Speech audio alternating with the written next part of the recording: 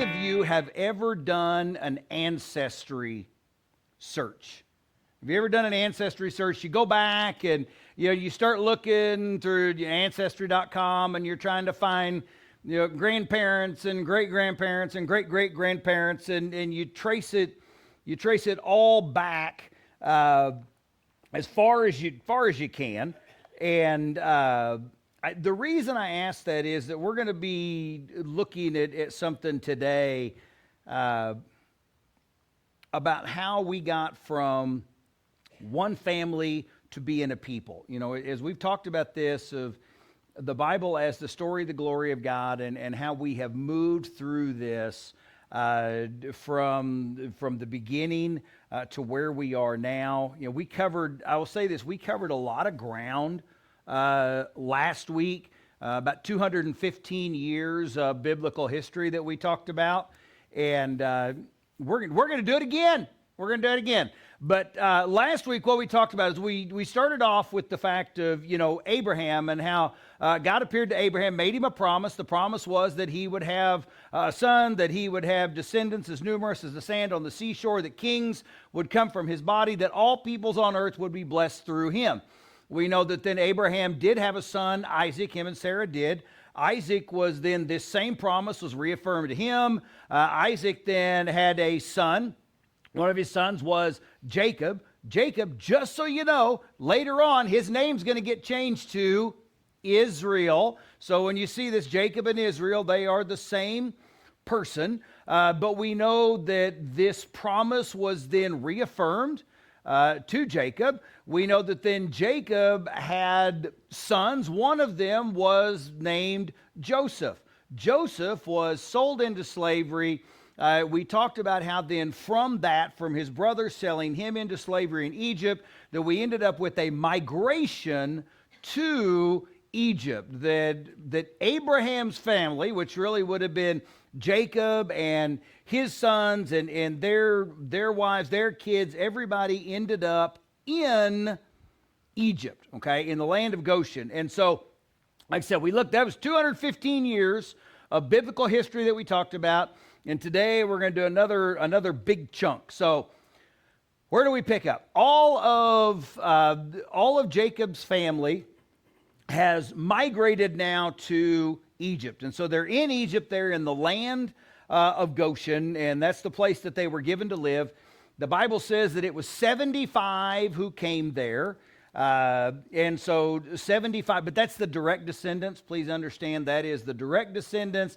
You start adding in wives, you start adding in servants and all of that, and that number is going to go higher, but 75 is the number that we find in the Bible. So after 17 years of living in Egypt, Jacob dies at the age of 147.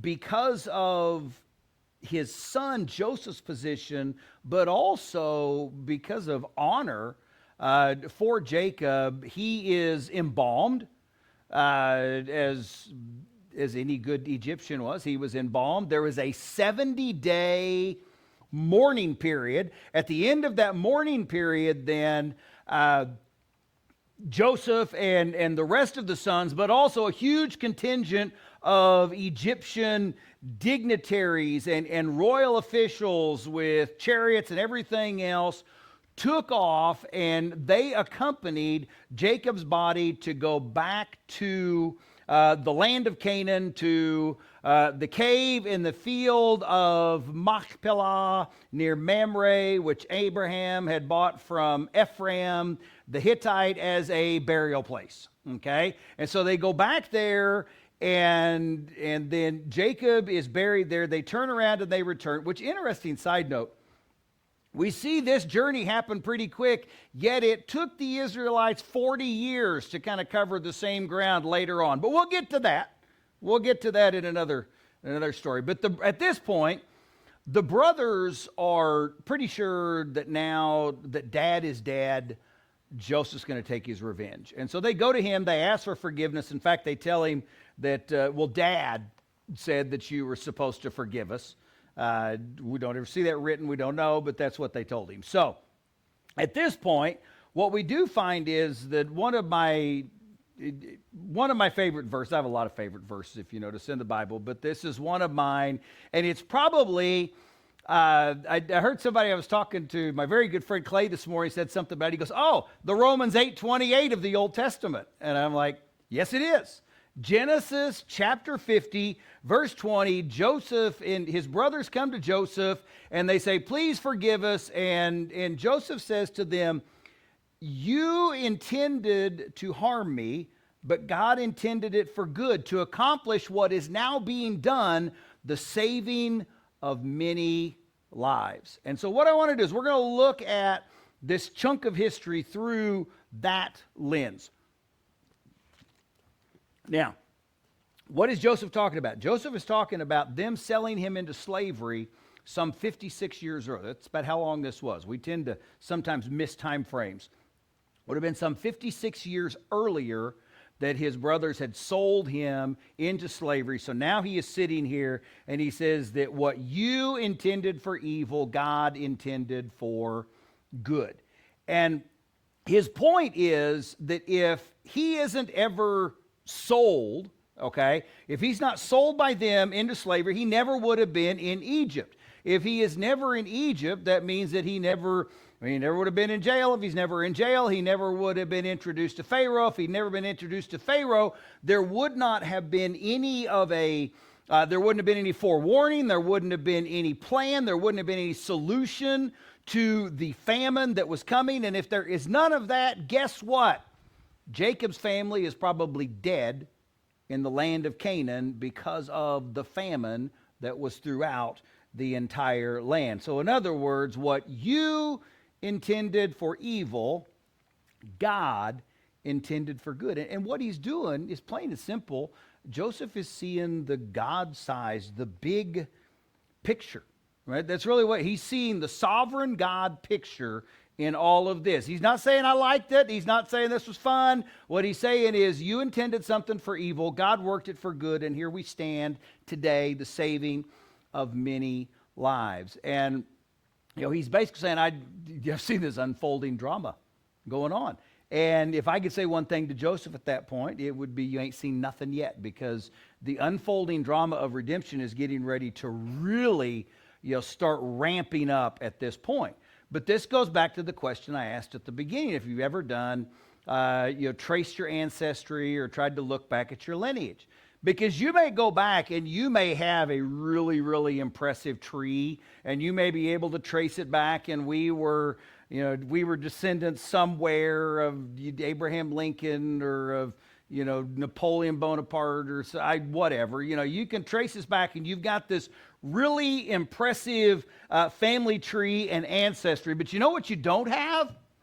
You don't have a people. You don't have a people. I don't think that any of us look at this and we say, hey, you know what? We trace our lineage back to great-great-great-great-great-great-grandpa, and because of him, we are here and we are the McDowellites. See, we're not. Are we? See, there is no people. And here's why. Here's why I say this. A family in and of itself does not create a people. You have to have outside forces. There have to be outside forces that are at play. And so that's really what I look at today is here's the first outside force that we see playing into how we get from a man to a family to a people is the promise in and of itself. God made a promise to Abraham, said this is what you will be. We know that Joseph knew about that promise. Why? Because in Genesis chapter, there at the, I'm trying to think exactly when, he says, I'm about to die. This is at the end of his life, 50, verse 24. He says, God will surely come to your aid, take you out of this land to the land he promised on oath to Abraham, Isaac, and Jacob. And then he makes them swear. He says, when, not if, not possibly, when God does what God said he's going to do, take my bones. And here's what Joseph understood. Joseph understood, number one, God said, so God will. He also understood this is not the promised land. Egypt is not the promised land. There is a land that was promised to Abraham. That was the land of Canaan. And so what he's telling him is that, please take my body. So then Joseph dies. Okay. Joseph dies. Now we know that Jacob's dead. Joseph is dead. Eventually, Reuben, Simeon, Levi, Judah, Dan, Naphtali, Gad, Asher, Issachar, Zebulun, and Benjamin all die. Okay? All their wives die. And so now all you have are their kids, their grandkids, their great-grandkids. That's all that's left. Okay? And the thing is, though, that they are still prosperous. They're still living in the land of Goshen. They're staying there. They continue to multiply. They continue to prosper. They get bigger and bigger, wealthier and wealthier. And then we read in Exodus chapter 1, verse 8, that there is a new king. Now, this would have been a new Pharaoh, okay, in Egypt that comes along. And he doesn't know about Joseph. And I think he didn't care about Joseph. I don't think it was so much that he didn't know. He didn't care about the history of Joseph and didn't make any difference to him. And so at this point, he looks at the Israelites. He looks at these Hebrews and he's like, hey, these people are becoming a problem. There are too many of them. They continue to grow, to prosper. They grow in numbers. They grow in wealth. And so in chapter 1, verse 9, he says, the Israelites have become too numerous for us. Come, we must deal shrewdly with them, or they will become even more numerous. And if war breaks out, we'll join our enemies, fight against us, and leave the country. And here's where we get this, like I said, outside forces that are in play. The Hebrews, Jacob's family, the Israelites, they are seen as a singular group. They're not seen as a bunch of people. They are seen as a singular group. They were separated from the Egyptians because of what they did. In fact, when Joseph brings his brothers in, he says, when Pharaoh asks what you do, tell him that we are sheep herders, because they detest sheep herders, and so that way you'll get to go live in the land of Goshen. Okay, it's prime land, but that way you won't be sucked into the middle of Egypt.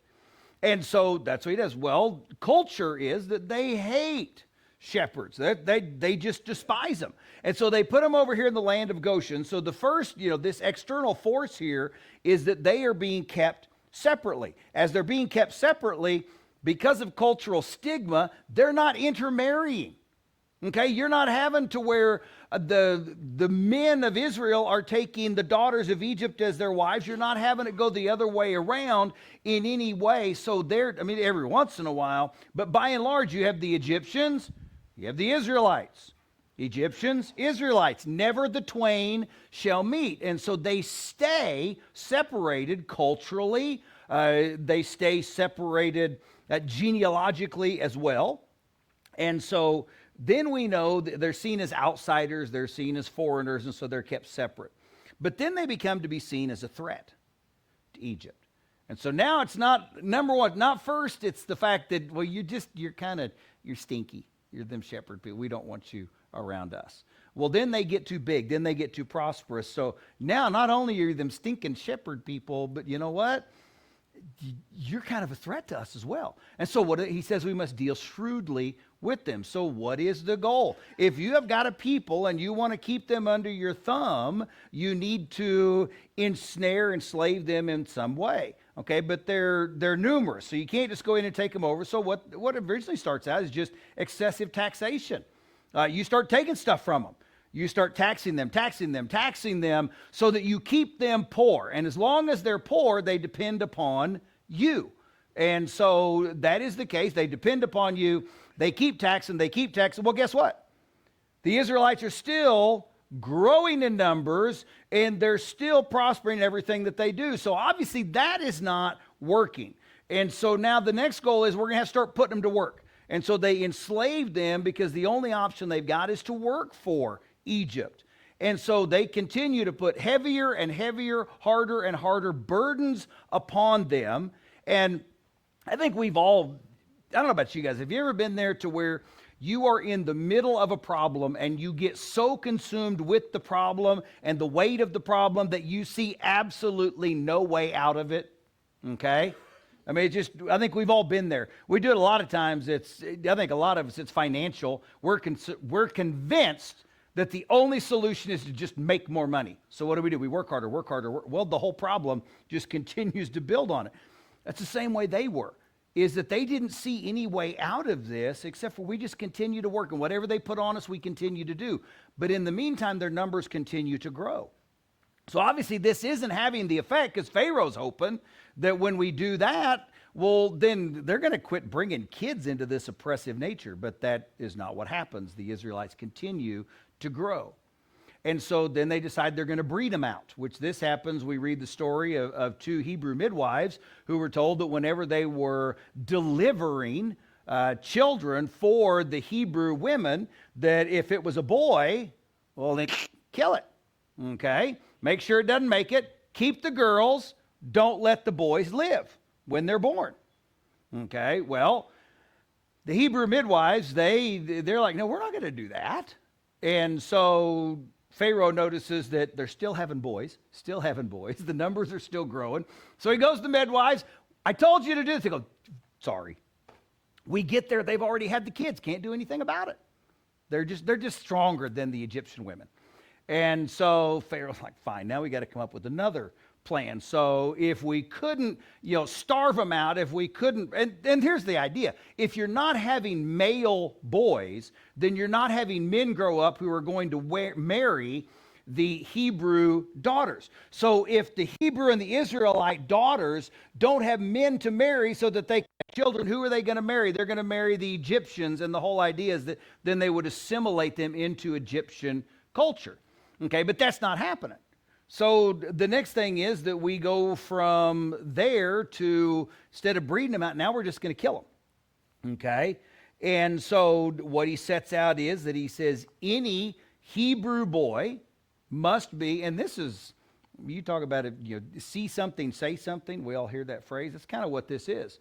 If you see a Hebrew boy, it's thrown in the Nile. You see a Hebrew baby, throw it in the Nile.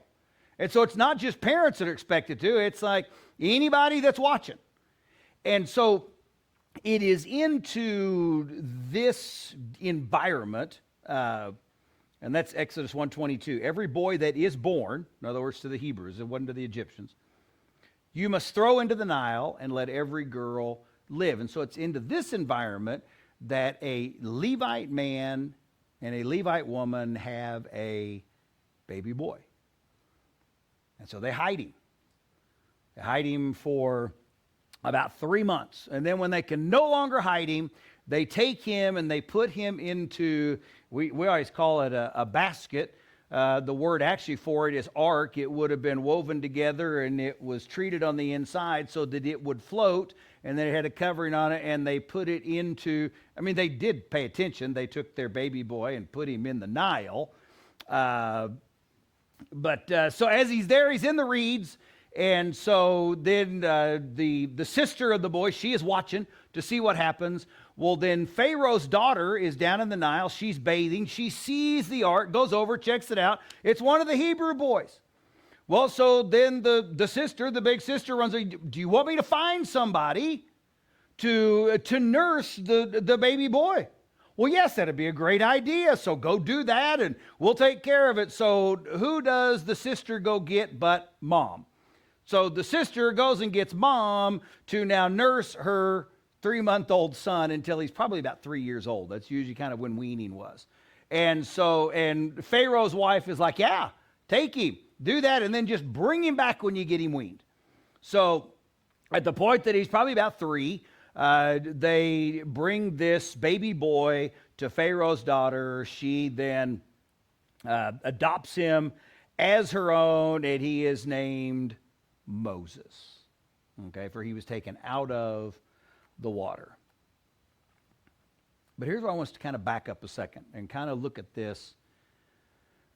We talk about the unfolding drama of redemption.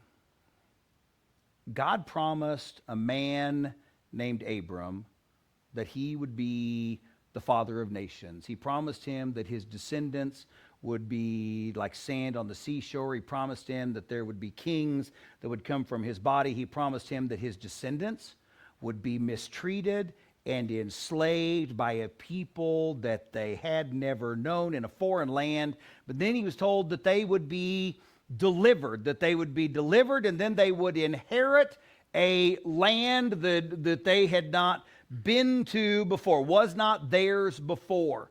And he told him that it was through his son, which we then know would be Isaac, that through his son, through his seed, all peoples on earth would be blessed. Okay? Not by, but through. We've talked about this. So here's what we know. Abraham had a son. He had a son named Isaac. Isaac then had a son as well, and his name was Jacob, which was later changed by God to Israel. We know that Israel then had 12 sons: Reuben, Simeon, Levi, Judah, Dan, Naphtali, Gad, Asher, Issachar, Zebulun, Benjamin, and Joseph. And we know that one of those sons, Joseph, was sold into slavery by the 10 older brothers. We know that he was sold into slavery. Then he was in prison. From prison, he rose to power. We know that through his rising to power, he would save Egypt from famine, and at the same time would save his father's family.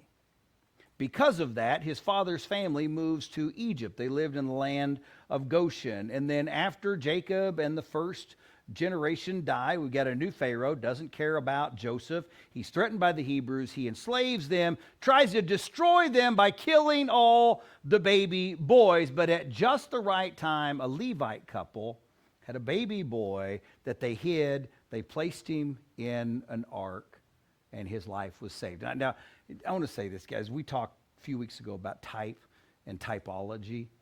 And do you just hear it dripping as we go? I mean, I'm sorry, as we go through this. Moses is hidden in Egypt to escape a murderous Pharaoh. Jesus was hidden going into Egypt to escape a murderous king, both of which were because the Pharaoh and the king said to kill all the baby boys in a certain area. We know that Moses was saved by being placed into an ark that was then placed into the Nile River. We know that Noah and his family were saved. How? By being put into the ark that God had told them how to build, and then they were delivered through the flood. We know that when the Israelites, we're going to get this later, the Israelites are set free in the Exodus, and they are delivered by passing through what? The Red Sea. Okay, they pass through the Red Sea led by God. We know that when they go into the promised land, then they are going to enter through the promised land by what? Going through the Jordan River when it splits on both sides, and they are going to be led through by the Ark of the Testimony, which is a testimony of who? It is the Ark of the Testimony of Jesus. And we'll get to that later on. I'm sorry, I didn't knock that big of a gap, okay? I don't want to cover that much room yet. Do not tell me that God is not sovereign. You sit here and you read and you read and you see his hand at play every step of the way. Now we know that after 40 years of living in Pharaoh's house, Moses would then leave. Hebrews 11:24 and 25 tells us this. 11:24, it says, "By faith Moses, when he had grown up, refused to be known as the son of Pharaoh's daughter. He chose to be mistreated along with the people of God rather than to enjoy the pleasures of sin for a short time." So after 40 years, he would leave, and then 40 years later, he would fulfill God's prophecy that the descendants of Abraham, Isaac, and Jacob, God's chosen people, would come out of the land of their enslavement, and as God delivered them from the land of Egypt. We go way back here, and what we know is that you had a family of 75 that entered into the land of Goshen, and when they left, we know Scripture tells us it was 600,000 men plus women and children. So there's a good chance that this family of 75 has now grown into a people as many as 2 million.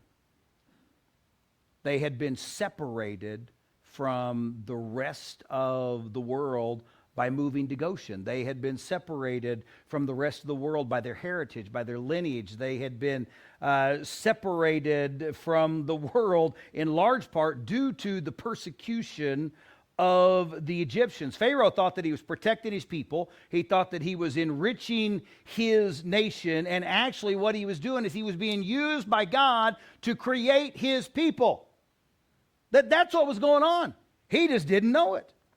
Because 430 years earlier, a man by the name of Abram had given a promise that he would have a son, that his son would become a nation, that nation would be enslaved in a foreign land, but that they would be set free, and that then they would inherit a promised land. And what we find is that through family dysfunction, through false accusations, through famine, through forgiveness, through persecution, God had turned one man into a people.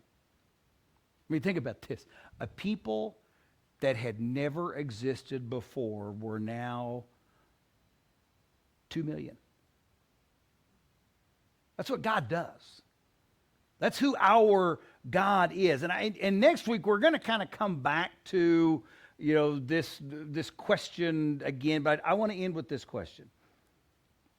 At the beginning of the message, we read a passage, the words of Joseph, what you intended for evil, God intended for good.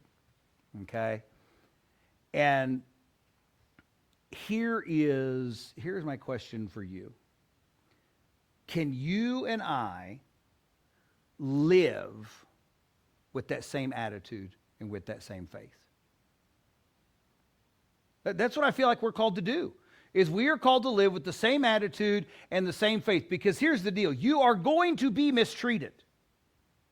You are going to be oppressed. You are going to be taken advantage of. You are going to be pushed down, stepped on. It is going to happen. I'm sorry, it's just the way that it is. And I don't think that there was at any time that, that Joseph was sitting around and he was going through all of this. He simply had faith in God. He didn't know what it was going to look like. He didn't know how it was going to play out. What he did know is God said, and God always does what he says he's going to do.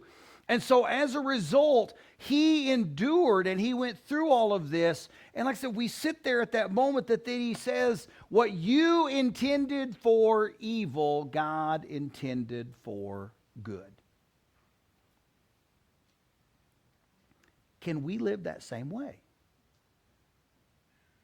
Can we look at when people take advantages of it, whether it's at work, whether it's a situation that we have going on, at home? Here's the deal. Man has been trying to derail God's plan since the very beginning. Now, sometimes it's done out of, animosity. Sometimes it's done out of hatred. I think so many times it's done simply out of ignorance. People don't know what it is that God has planned, but as a result, we face oppression. As a result, we end up facing resistance and pushback and obstacles. But when those things happen, can we come at it from an attitude? Can we look at it from the standpoint of saying, you may not have known what you were doing. What you intended to hurt me. You intended to bother me. You intended to stop me. You intended to push me back. You intended it for evil. But I believe that God is going to bring about good from this. I don't know what it looks like. I don't know when and I don't know where, but I trust him in this. Because his plans are higher than your plans. His ways are so far beyond your ways. I trust God in this. That's really the question. Can we, I'm not going to ask you to raise your hand. Chances are so many of us have got somewhere, probably either in our house, in a car, we got Romans 8:28 written down. It gets used, abused, and mistreated more than any Well, thou shalt not judge is the other one, but that's of Scriptures. Romans 8:28 gets used and abused and taken out of context more than anything else. Oh, we know that God's always working for good. Okay, God's always working for good, but God's not always going to make your life good. Not, we use that, and it's so much from the positive standpoint. But my question is, can we look at our lives? Can we look at the things that are going on and say, you know what? You may not mean it this way, but what you're intending for evil, what you're intending to hurt me, what you're intending for bad, God is going to use. And He's going to bring about good through it. He's going to accomplish His purposes through it. He is going to fulfill His plans. He's going to bring about His will through your actions. And I trust Him more than I fear you. I trust Him more than I am afraid of what you are doing to me. My love for Him is greater than the pain, than the hurt that you have inflicted on me. So what you intended for evil, God intended for good. And I'm going to trust Him every step of the way. I'm going to ask you to stand. And we're going to have our time of decision. And it's really, it's one of those questions that I know it's hard sometimes to sit back and to let people take advantage of us. It is hard to stand back, I think, and let a lot of things go by. It's human nature, isn't it?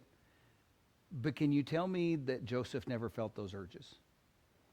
Can you tell me, as you look back through this 400 plus years of human history that we have seen, and it is filled with one after another after another after another of men and women who said, you know what, I don't know what it looks like, but God's in charge, and so I'm going to let Him handle it.